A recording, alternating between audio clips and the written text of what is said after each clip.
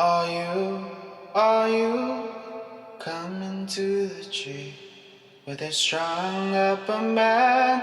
They say murder three. Strange things that happen here. How stranger would it be if we met at midnight in the hanging tree?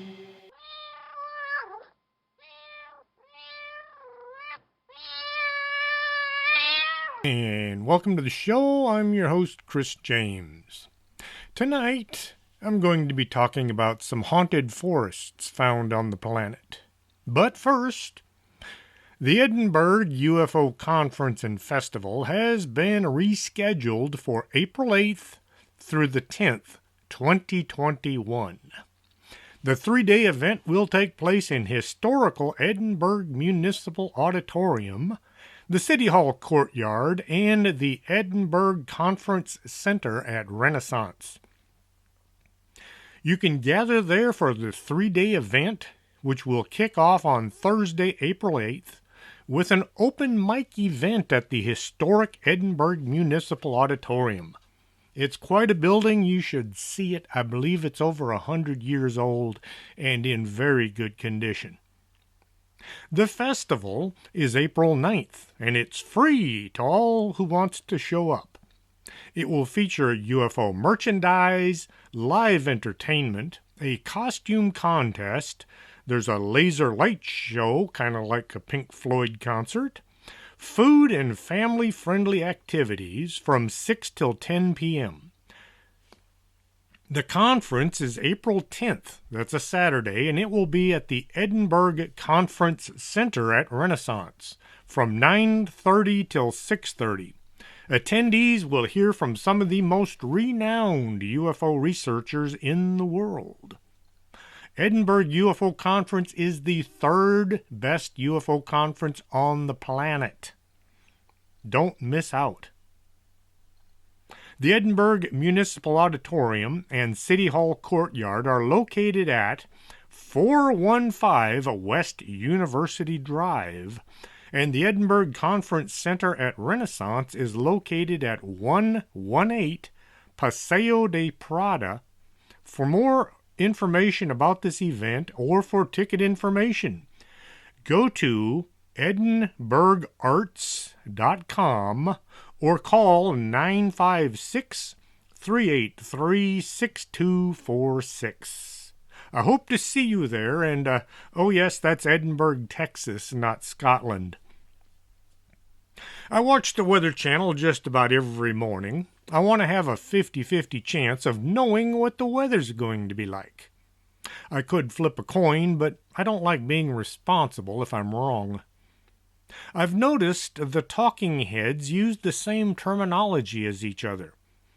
One of them had said something about a storm was bubbling up somewhere. The next thing I know, they're all saying that something is bubbling up somewhere in the country.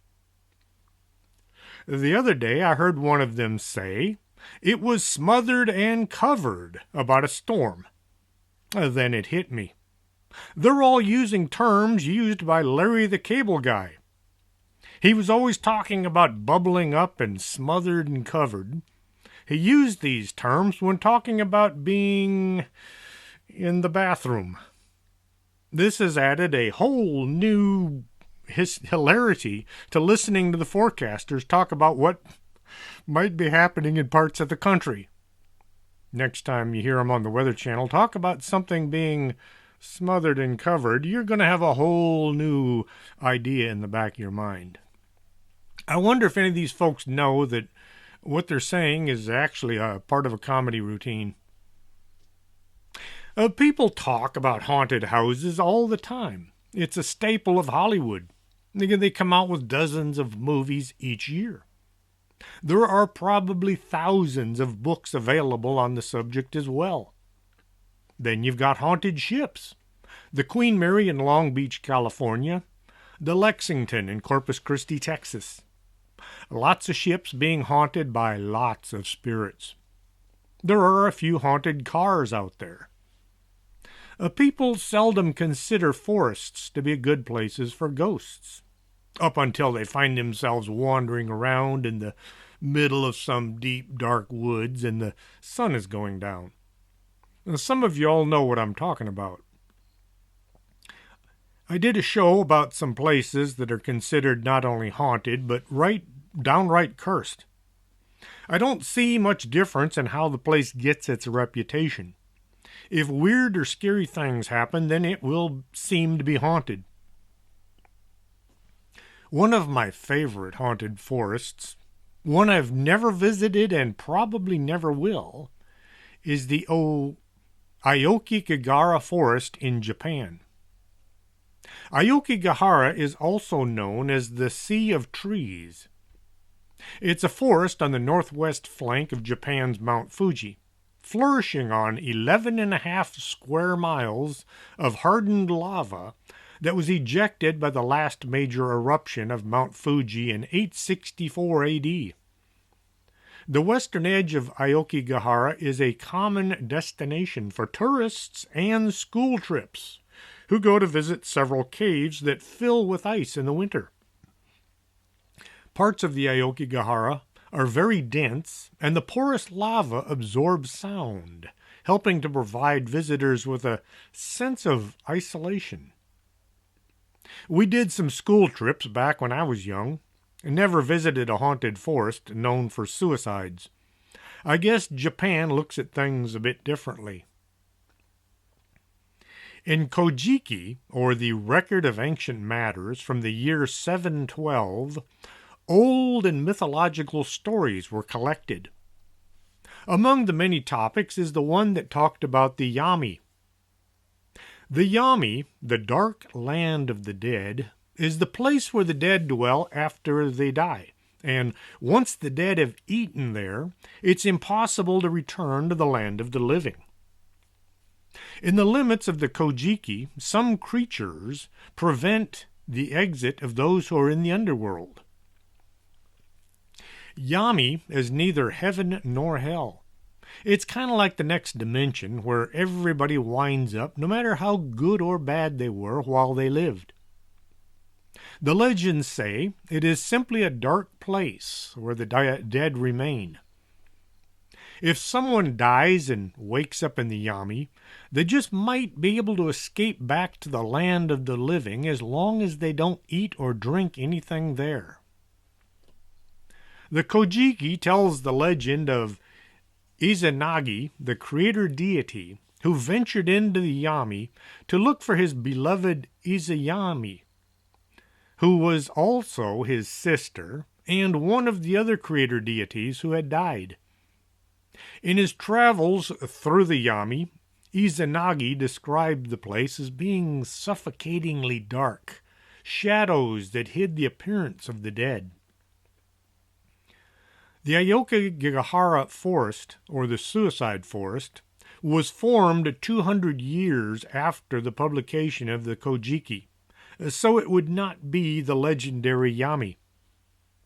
Over the years, the forest developed characteristics that many people began to believe it was the manifestation of the underworld here on Earth. The trees are so abundant and close together it blocks out most of the sunlight, causing the woods to be very dark, just like how Izanagi had described the Yami.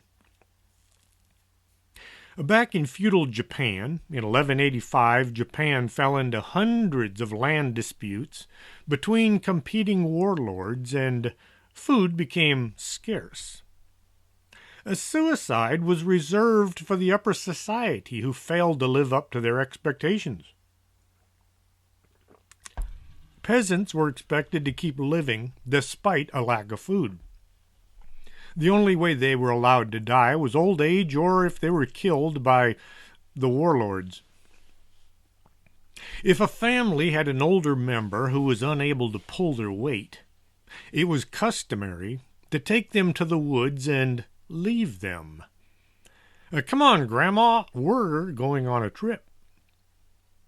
Being abandoned by their family, the elder would soon perish by either starvation, disease, or animal attacks. There's no record of how many people were taken to the Sea of Trees to die.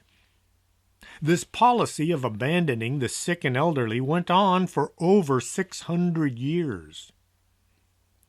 This way of dealing with the sick and elderly would come and go depending on how well the area was doing. As the years went by and some people discovered they just didn't want to live anymore, the idea got going that if leaving Grandma in the woods to die is okay, then going there to die is a good thing. Young, healthy people would wander into the woods to die, but it would take them a lot longer. I imagine a few of those trying to end their lives wandered back out after a week or so and began telling about just how miserable it is waiting for nature to kill you. Well, if nature was unwilling to cooperate, then maybe the person wishing to die should hurry things along a bit. This led to people going to the Aokigahara Forest, taking along something to hurry things up, like a rope or a bottle of poison. Harakiri, or harikiri as we call it, is what most folks in the U.S. thought was going on in Japan. The proper name is Seppuku. This is a form of ritual suicide that was practiced by the samurai and political leaders of Japan. It usually involved cutting the abdomen open with a short sword. This was believed to immediately release the samurai's spirit into the afterlife. The more painful it was, the better, kind of a form of contrition. A close friend or servant would serve as a second and would ritualistically decapitate the samurai to provide release from the terrible pain of the abdominal cuts. Not a very nice way to die, but, well, that's the way they did it. Did you see the movie Hacksaw Ridge, directed by Mel Gibson and starring Andrew Garfield? It's a true story about a World War II American Army medic named Desmond Doss, who served during the Battle of Okinawa. He refused to carry a weapon or kill people. He was abused quite a lot during basic training, because that's how basic training was back then. They thought he was un-American, and the way to weed un-American people out of the Army was by thrashing them. Little something we called a blanket party. Desmond became the first man in American history to receive the Medal of Honor without ever firing a shot.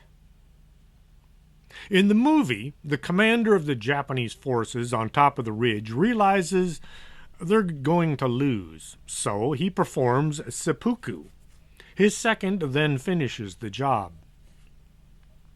I feel I must quote General Patton now. No dumb so-and-so ever won a war by going out and dying for his country. He won it by making some other dumb so-and-so die for his country. Hey, this is a family show. He also said success is how high you bounce when you hit the bottom. A good advice for anybody thinking they're stuck on the bottom floor. It is guesstimated that around 80 to 110 people killed themselves in the Aokigahara geez, I'm having one of those days. Aokigahara Forest each year. I've only said that word, about a dozen times now. In my lifetime, I've probably said it 100 times, but Aokigahara is still a bit of a tongue twister.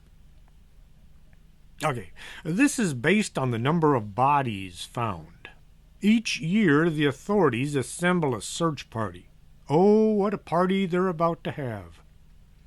The group will head into the forest and search for anyone who has killed themselves in the last year. If they find a tent, but no bodies, the tent is left in place. Anything not needed for identifying the owner of the tent are left behind as well. Driver's licenses or credit cards are picked up, and somebody back at the office will get to track down the family of those who may have vanished into the woods. Back when I was in the fire department, we used to get to call people late at night to tell them their son or daughter had been in a car accident. The reactions of people was always unexpected.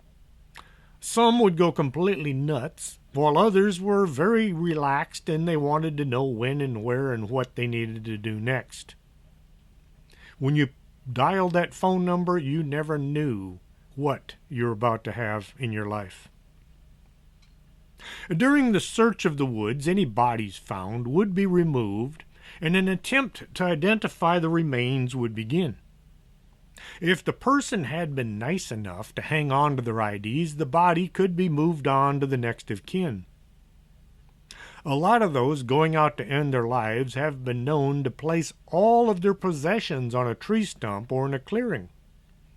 There are piles of personal possessions all over the woods that authorities can only guess as to the owner's location. The most popular way to end their lives is by hanging.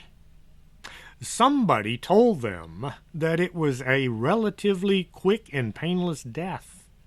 It's not. Most will do it wrong, and death might take up to 20 minutes. Nasty, horrible minutes. That's a lot of pain as your instincts try to get your body to breathe again.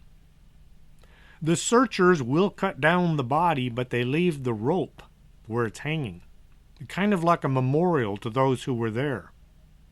Some tree limbs have 10 or 12 little ropes hanging from them, each one representing a life that was taken. Once the bodies have been found and removed, the remains are placed in a storage room until relatives can come and claim them. Somebody has to stay with the body all night. This is to prevent them from moving around and screaming and disturbing the building. It doesn't have to be a priest, just one of the volunteers who has the unpleasant duty to spend the night with dead folks. Their presence is supposed to keep the spirits in place until the body can be removed to another location. Just how do they decide who gets to spend the night? They use jenkin. It's a Japanese version of rock, paper, scissors. Come to think of it, they had this way of settling things hundreds of years before we did. Before Val and Earl settled their arguments, the Japanese had jenkin. When one of the search parties finds a body, everybody gathers around and they do the hand game. Whoever loses is the volunteer to spend the night. Some of these bodies have been out there for a long time. If you've never been close to the dead, to the long dead, they don't smell very good. It'll kind of put you off your dinner. Which brings me to another personal story. Long ago, when I had a job, we used to find bodies on a regular basis. Maybe 1 or 2 a month. Well, we found this one dead guy on the banks of the river near a crossing that we called the Flat Rock. This guy was right. He'd been there a while. I was standing there looking at what was left when a news crew showed up. They wanted some footage for the nightly news. Just their luck, I was there. So I pulled a granola bar out of my pocket. I'm standing right on top of the body, 1 foot on either side of it, and I'm munching on a granola bar. Well, the reporter looked at me, then she looked at the body, and then she looked at me again, and, well, whatever she'd had for lunch came out. She turned green. She threw up all over the place. I wonder if the footage made it onto the TV that night. Probably not. I am not immune to the smell. I just have a very strong stomach. I was a paramedic for 20 years, so hey, you have to either have a strong stomach or you go do something else. I used to tell new guys, to be a good medic, you needed two things. You needed a strong stomach and a good sense of humor. Everything else was just details. Well, that was the way I used to do things. I like to mess with people. I don't know, it's just something about me that can't seem to shake it. Especially certain reporters that had bad things to say about the Border Patrol. Most reporters were okay.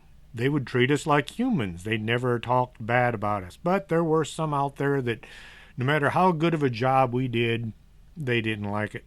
So, that was my way of getting even with some of them. The incidence of suicide has worried the authorities in Japan, who, in their efforts to reverse the situation, have placed posters at the entrances to the forest, offering help to visitors. Also, they distributed materials in taxis, hotels, and tourist places, along with awareness that has been passed on to the inhabitants of the area to look out for anybody that looks like they might be wanting to end their life. If a solitary person wants to visit the woods, they will be barred from admission. If the person looks a bit uneasy or depressed, this is grounds to not let them in. Workers at the forest are told what to look for and what to do if they suspect anybody wants to end their life. The woods are also a place that attract the less law-abiding. Small groups of people will slip into the woods and go looking for recently deceased to steal their credit cards and licenses so they can sell these on the black market. This has made identifying the dead even harder, since the lawless folks will even search the dead looking for valuables. The place is very silent. It is very dense forest, and the trees prevent the wind from entering the place, while shaking the trees at the very top. Wildlife is almost non-existent. There are also caves in the woods. The caves, which are located within the Aokigahara Forest, also contain the remains of sacrificed monks and priests who are supposed to now act as guardians for the forest. Historical acts of sacrifice have been said to inspire local gangs to dispose of bodies within the forest. Sometimes they've been known to force their victim to walk to their location where they're about to end their own life, or somebody's going to end their life for them. They're about to be suicided. Not everybody found in the woods took their own lives. And now I'm going to run through my list of commercials for my friends and relatives. I forgot to start my clock, so I'm not too sure if I'm at the halfway mark or not. However, if you hear a bump in the night, and you think you just might have a visitor from beyond the grave, contact the Laredo Paranormal Research Society and have them come give you a free investigation. You can reach them at laredoparanormal@hotmail.com. If you have to hold things out at arm's length in order to see them because your eyes are shot, maybe you should go have them checked. Check out Optica del Norte, 107 Calle del Norte, right across the street from the Embassy Suites. If you want to take better care of your skin, contact Lourdes James, 956-723-3019. She'll teach you how to take better care of your skin, and she has all the products available to make sure you don't look like you're 95 years old. Coffee is what makes the world go round, and here in Laredo we have the Organic Man Coffee Trike, the best coffee on the planet.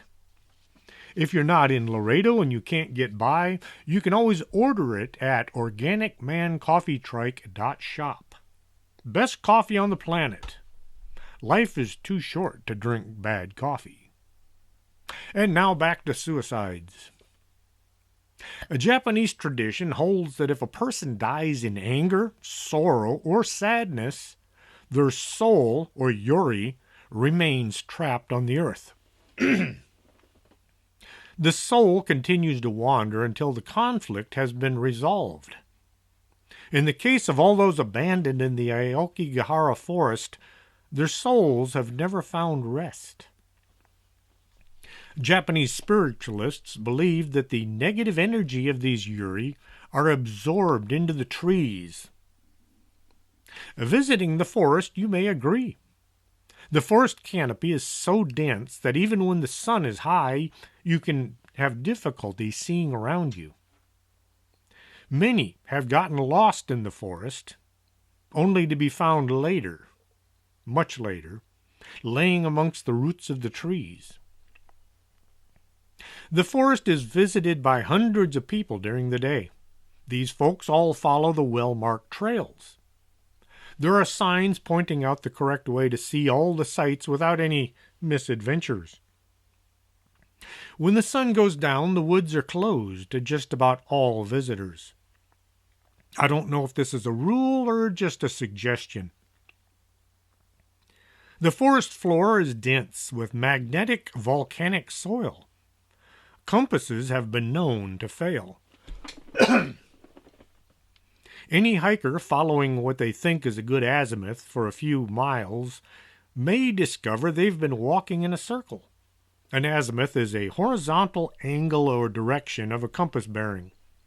If you weren't in the military, well, they teach us all that stuff. Technology is interfered with by some unknown force inside the woods. Cell phones will lose their signal, and GPS will lose contact with satellites. Not knowing this, some people will set out thinking they can visit parts of the woods most never see. Only when they're lost in the woods do they discover their folly. The lost hikers are soon added to the number of lost souls within the Aokigahara Forest. Camping is prohibited within these woods. If you try to enter the woods carrying a tent, the authorities will stop you. The trouble is, you can fold a tent into a backpack and nobody will know. The story goes anyone spending the night in the woods will never be seen alive again. Those going out to camp and die will unfurl a ribbon along their trail just in case they change their minds and decide they want to live. These ribbons help the searchers find the remains. They also help the lawless folks find their ill-gotten gain. Few of those who set out to die ever make it back out alive. The ribbons don't lead to the body, but usually to the campsite where the person spent their last night on Earth. This is usually where their personal possessions are left as well. Now, there have been paranormal groups who did spend the night and return. They returned with some bizarre stories about what's going on in the woods at night. They have seen a woman in a long white dress moving about amongst the trees. She looks as if she's unaware of being viewed. A few photos have been taken, but they look blurry since the camera optics couldn't focus on the spirit. Using any automatic focusing device around trees is hard because the leaves and branches will cause the camera to focus on other things, and you lose what you're trying to catch. If you use the fancy cameras with the adjustable lens, you stand a better chance, but hardly anybody carries those anymore. The paranormal groups have also heard voices coming from around them in the dark. The voices would seem to move around too quickly to be from anyone still alive. If you watched the episode Destination Truth, where Josh and his team spent the night in the suicide forest, you would have seen one of their crew get completely lost. The guys went into Aokigahara Forest intending to do an investigation. The interpreter told Josh not to talk to the authorities about suicide in the forest. Then the whole bunch broke up to go looking. It only took a few minutes for Ryder to get completely lost. When the others went looking for her, well, the medic, Jared, got lost as well. The medic managed to stumble through the woods until he found a bunch of thrill seekers who were in the woods looking for dead bodies. They were 3 students, but they wandered off, probably not wanting to be filmed while doing nasty things in the woods. Jared wandered around trying to reconnect with the rest. He had one of those cameras that stuck out in front of him so you could see his every facial expression as he slowly slipped into panic in the dark. He did manage to find the rest of the gang, along with Ryder, and they were all quite happy to still be alive. They did see lights in the woods as he was moving around, but none of these lights were connected with any humans. While filming in the woods, the crew caught a white foggy shape moving around through the trees. It had a form that kind of looked human. It could have been the woman seen by so many folks in the woods. Nobody knew they had caught anything until they were back home checking all their footage. I'm really surprised that none of Josh's team has ever wound up dead. Or have they lost a few and they just cut that out of the film? They all took some real risks in the name of making a TV show. Yes, I know this is Hollywood. The editors make the scenes as scary as they can.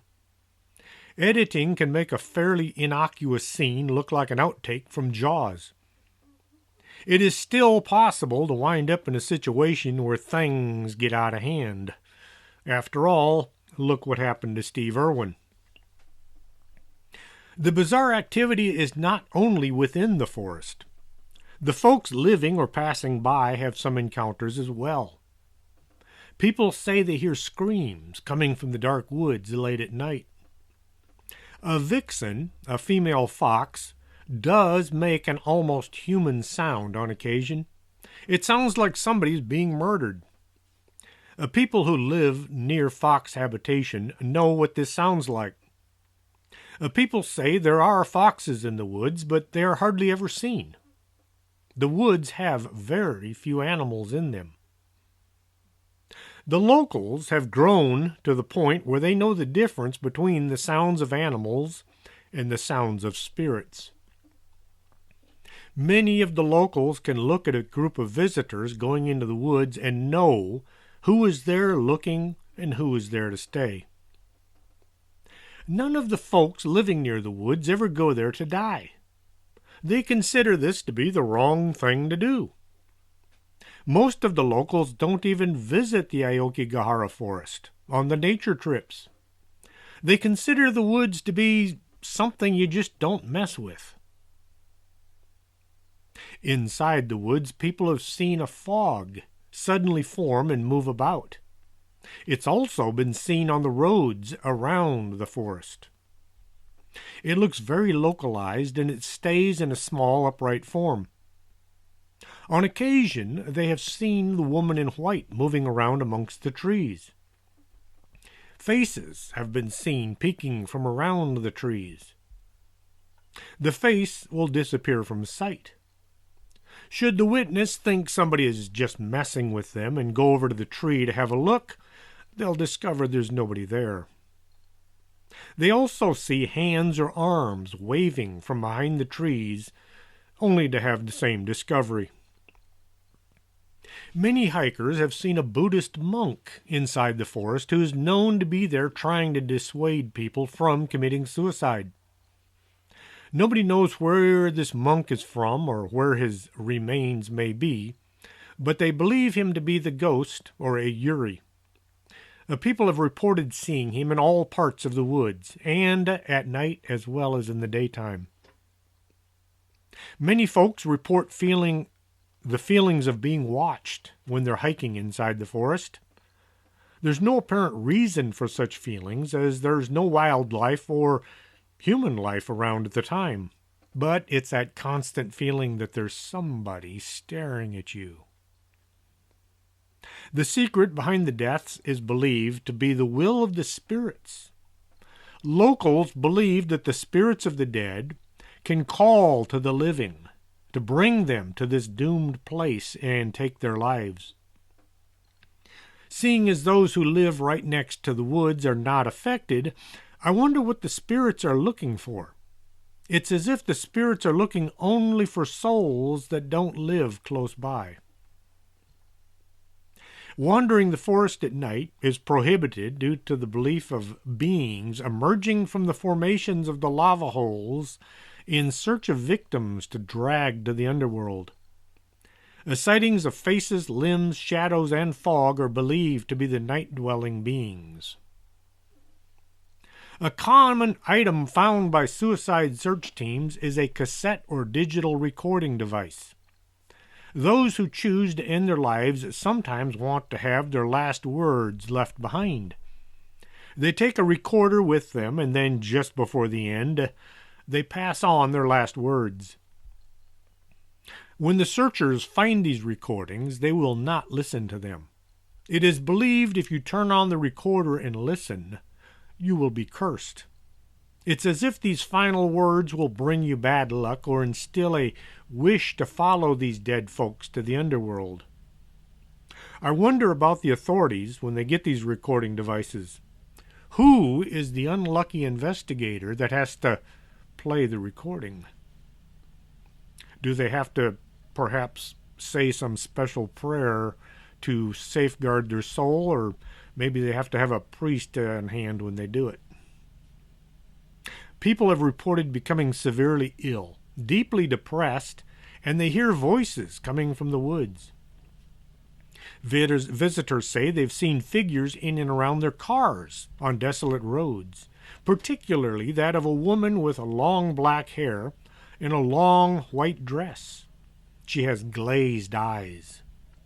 She's said to approach the vehicle and then leave long scratches in the glass and the paintwork.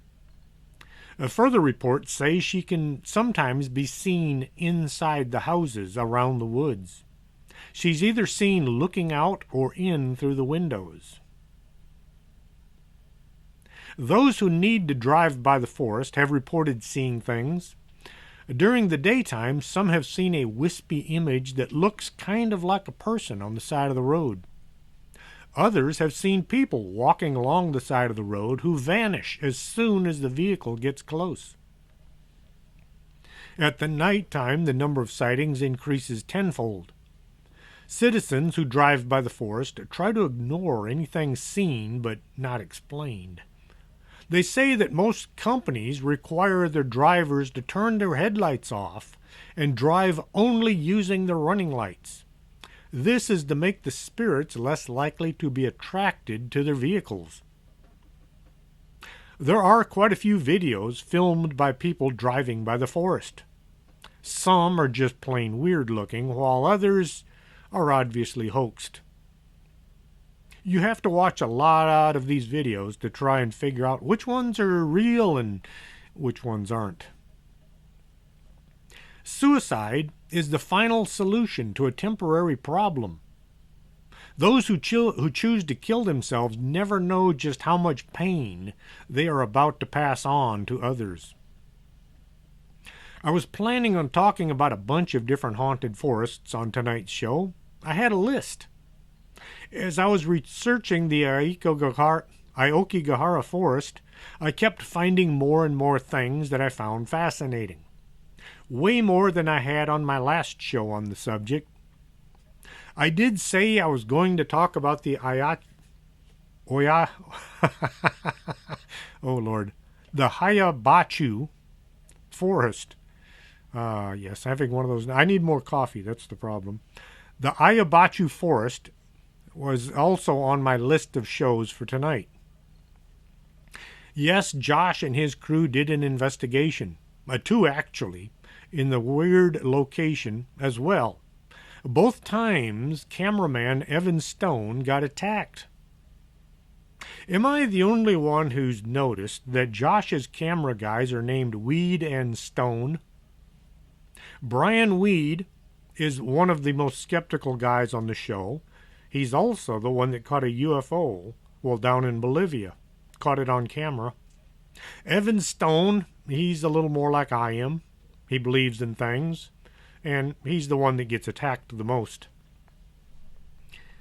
The Oyabachu Forest is situated near Cluj-Napoca, Romania. It covers an area of just over 250 hectares. I had to do the math on this one. It sounded so big until I found out that 250 hectares is about 1 square mile. It's 20 city blocks by 20 city blocks. This little forest is often referred to as the Bermuda Triangle of the country. Oyabachu Forest, the world's most haunted forest, has a reputation for intense paranormal activity and unexplained events. Reports have included ghost sightings, unexplained apparitions, faces appearing in photographs that were not visible to the naked eye. And during the 70s, there were many UFO sightings in the area. Visitors to the forest often report intense feelings of anxiety and feelings of being constantly watched. Sound familiar? Moreover, the local vegetation is somewhat bizarre in appearance, like something out of a make-believe story with strangely shaped trees and unexplained charring on tree stumps and branches. The forest was named after a shepherd that disappeared in the area, along with a flock of over 200 sheep. Most people who live near the forest are afraid to enter due to the stories and the legends that have been handed down. They believe that those who visit the site will never return. Many of the locals who have been brave enough to venture into the forest complain of physical harm, including rashes, nausea, vomiting, migraines, burns, scratches, anxiety, and other unusual sensations. What is striking is the forest is in Tasmania. No, Transylvania. I'm in the wrong continent. Tasmania, that's someplace else. Okay, what is striking is the forest is in Transylvania. Not the place from Hotel Transylvania. The mountain range from the real-life Romania. The Transylvanian Alps run through northern Romania. Transylvania means across the forest in Latin, trans meaning across, and silva meaning forest. The name Romania derives from the Latin Romanus, which means citizen of Rome. The first known use of the nickname that would become the name of the country, was sometime around the 16th century when an Italian humanist was traveling through the area. He gave it the name Romania. This dense forest first gained notoriety in the 60s when a biologist named Alexandru Shift snapped several amazing photos of flying disc-shaped objects in the sky above the forest. August 18, 1968, a military technician named Emile Barnet captured a famous photograph of a saucer flying over the Oyabachu Forest. In the 1970s, the area was a hotbed for UFO sightings and unexplained lights. I get a real kick out of some websites. One had the Oyabachu Forest, the world's most haunted forest, on every other line. Just a bit of an overkill, like duck hunting with an A-bomb. No kidding, it had Oyabachu Forest, the world's most haunted forest, on every other line. I guess they didn't want anybody to think this was the world's second most haunted forest. People who have entered the forest to this day get inexplicable rashes, and they begin to feel very lightheaded and ill. Moreover, electronic devices are known to malfunction within the area. Some paranormal investigators have associated these strange malfunctions with the supernatural activity. The Oyabachu Forest, the most, has a reputation for paranormal and unexplained activity, and people have witnessed numerous strange events on this small piece of land. People see lights moving through the trees. When viewed with a thermal camera, the lights don't appear. If there's no heat, then what could possibly be causing these lights? Some folks have heard voices. The words are indecipherable, more like hearing several conversations all going on at once. You know somebody's speaking, but you don't know what they're saying. The shadows have been seen moving around even in the daytime. On a few occasions, visitors to the woods have found scratches on their body. If you move through a thick brush, you might get some scratches across your skin, but these scratches are usually up and down, and even through thick coats, these scratches have shown up. Some people believe the forest is a gateway to another dimension. Within the dark interior of the Oyabachu Forest, people have been known to disappear. Several stories tell of people entering the forest and experiencing missing time. Some have been known to be missing for quite some time with no recollection of where they had spent their day. One such story focuses on a 5-year-old girl who wandered into the woods and got lost. She emerged 5 years later, wearing the same clothes that she'd had on at the time. They were still clean. She had disappeared with no memory of where she had been during the interval. This would be a hard thing to explain to the neighbors. Fortunately, just about everybody living in the area knows about the magic and paranormal attributes of these woods. The concept of other dimensions or timelines all around us is not a thing of sci-fi books and movies. Dr. Michio Kaku, the theoretical physicist who is on just about every TV and radio show dealing with time travel, anything to do with the multiverse, has said on many occasions that other worlds could be out there where we have alternate selves who are just slightly different from us. The idea is if you go back in time and stop the CIA from killing Kennedy at Dealey Plaza. If you're new to the show, just follow along. If you saved Kennedy's life, that one timeline would go on as if President Kennedy was still running the country. We would have pulled out of Vietnam. The Federal Reserve would have been abolished. The CIA would no longer exist. And Johnson would not have been the vice president after the next election, let alone become president. However, once you return to today, the world would still be the same as when you left. Kennedy would still have been shot in Dallas. The Federal Reserve would still be around ruining our country, on and on. In the next universe, things would be different. The action of saving Kennedy would cause time to split into different courses, and each would continue forward. On occasion, people have somehow managed to step into one of these other universes. They call them time slips or portals. Now, I wrote a book called The Bag Lost in Time. The main character finds herself in the Mall of Doom. And then she runs into other Pams from other dimensions. It's a weird series I wound up writing even though I didn't want to start out that way. The Bogus Anomalous Group, or the Bag, is a company owned by Pam's uncle. She goes to work for him and her whole life is messed up from that day on. When I was writing the book, it was very difficult to keep all the alternative Pams sorted out. Each one was just slightly different due to having different experiences through their life. You can find a copy at Amazon.com if you want to read it. Just a fun, weird bunch of stories. A word of warning to anybody that has never read one of my books. My entire life I've had a difficult time with spelling. When I was in school, you were forced to keep up or they just pushed you along. Give 'em a D, push 'em along.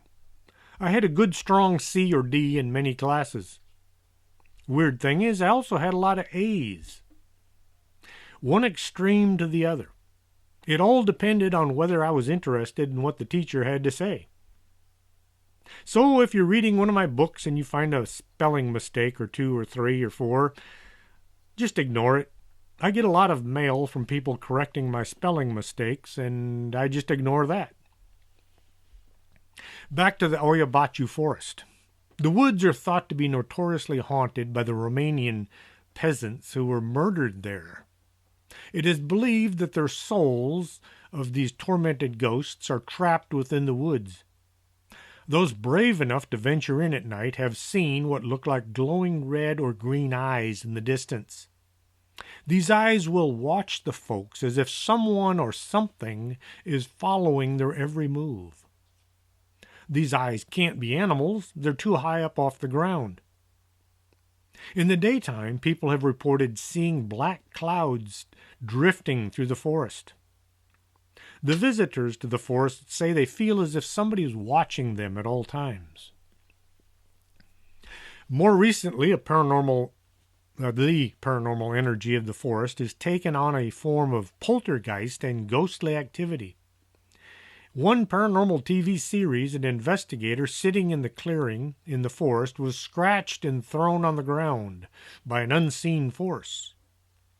People also claim to have unexplained bright lights coming from within the woods. The incident I just mentioned was Destination Truth. Josh had taken his gang to the forest to see what was going on. During the investigation, each member of the team would sit in the middle of the circle. I didn't mention that, did I? In the middle of the forest is a clearing. It's a round area where nothing grows. The circle has been there for hundreds of years. Folks entering this mystery circle have reported all manner of weird activity. Even animals refuse to go through the circle. There are no paw prints anywhere within the circle.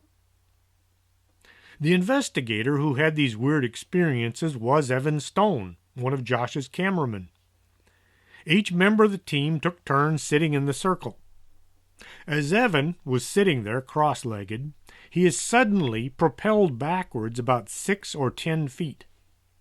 The others all rush out to see what was wrong. Evan had no idea what had just happened. He then discovered some scratches inside his jacket on his skin. Once the crew left Romania, Evan quit the show. He was that shook up. Well, later on, Josh somehow managed to convince Evan to come back to the team. And they were once more heading to the Hayabachu Forest. This time, Evan stayed with others, not wanting to have any more personal experiences. As he was sitting on an ATV, he suddenly felt scratches on his arm. Once more, the spirits of the forests had attacked him. Why Evan and no one else? I think whatever's haunting the forest, the woods, was attracted to him because he believes in such things. Maybe since Evan was expecting something to happen and he was giving off nervous energy, the spirits were drawn to him, and this was the result. This mystery clearing is almost a perfect circle. At one time I looked at the woods using a mapping program. You could see the round clearing from above. Today the circle isn't so round. I don't know if this is because the trees are growing over the edges or someone is manipulating the image to try and make it not so interesting looking. Yes, people do that. Soil samples have been taken from the site and analyzed, but the results show there is nothing in the soil that would prevent the growth of plant life. Locals believe that this is the hub for all paranormal activity. They consider the circle to be a plateau deep in the forest to be the home of the ghosts. Photos taken there have revealed hovering shapes and outlines of human forms. UFOs, dead vegetation, lights with no logical source, poltergeist activity, EVP activity, malfunctioning electronics are all documented paranormal happenings in the creepy forest. While some of the stories about the legendary location may be exaggerated, it's hard to ignore the fact that something is going on in the woods that we may not completely understand. This is especially true given the recent well-documented occurrences. The forest is in the middle of farmland. There are plowed fields and houses all around the trees. Just this one piece of real estate is not being used by the locals. Many people who live near the Oyabachu Forest have reported seeing a large collection of orbs coming from inside the tree line. You might think this is just a swarm of fireflies, but the lights are way too big. The fireflies would have to be about 8 inches across. When using a thermal camera, these lights don't produce any heat signature. Some people who enter the forest report that they suddenly remember all of their past experiences, but once they leave the forest, they forget everything. Specialists from around the world are fascinated by the Hayabachu Forest.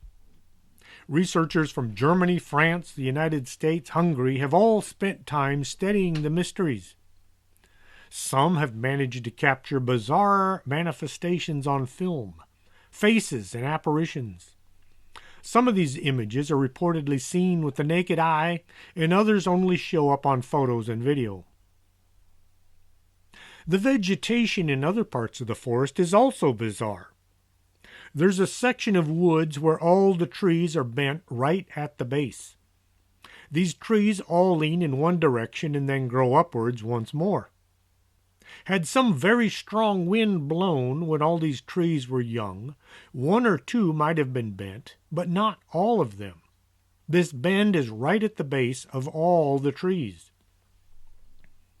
The folks who hate mysteries tried to say these trees had been reshaped by a woodworker way back in the day who was bending trees so he could turn them into chairs.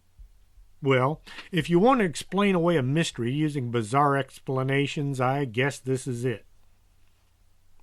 I would guess some unknown power had pushed all these trees to try growing away from whatever was there. Or maybe this source of energy was attracting the trees, getting them to grow towards it. Just like the suicide forest, people have found images on photographs once they have left the area. Some people have found faces looking at them from in the trees, like in the bark. There are also shapes seen hiding behind trees, human-looking shapes that still manage to convey the feeling of being inhuman beings. What is it that attracts or holds spirits to one location? Why do people feel drawn to the suicide forest in Japan and then end their lives there? The folks living right next door don't kill themselves in the woods. It's the people living in the cities and towns farther away that will travel to the forest, find a spot to sit and think, and finish their lives in the deep dark woods. Could the spirits of those abandoned by relatives hundreds of years ago be drawing others to come join them in the afterlife? Could the very act of taking your own life add energy to the forest, a kind of paranormal fertilizer? And here's a thought. Could the people who commit suicide in the Aokigahara Forest be ancestors, perhaps of the elders and the sick who were taken to the woods to die? There's no way of ever knowing because there's no record of who the old people were that were abandoned years ago. The Oyabachu Forest is surrounded by farmland. What is causing so much activity in such a small area? Blaming the spirits of a lost shepherd is one answer. Maybe the spirit of those killed in the woods. Nobody has died there in some years, as far as we know. I hope you enjoyed tonight's show. I tried to find more information on these places since I talked about them on a show before. Mysteries make life interesting. If I never know what's going on in these two wooded areas, I'll still enjoy just looking into them and wondering what is going on. If you spent the night in a haunted or creepy forest, let me know. I might put you in my next book or just tell your story on the show. If I don't get distracted or forget, I might do another show covering the other haunted forests on my list. Let me know if you have a mystery or an oddity in need of a show. You can contact me at strangethings@arkanasa.com. Until next Saturday, this is Chris James. Are you coming to the tree where they strung up a man, they say murder three? Strange things that happen here, no stranger would it be if we met at midnight in the hanging tree.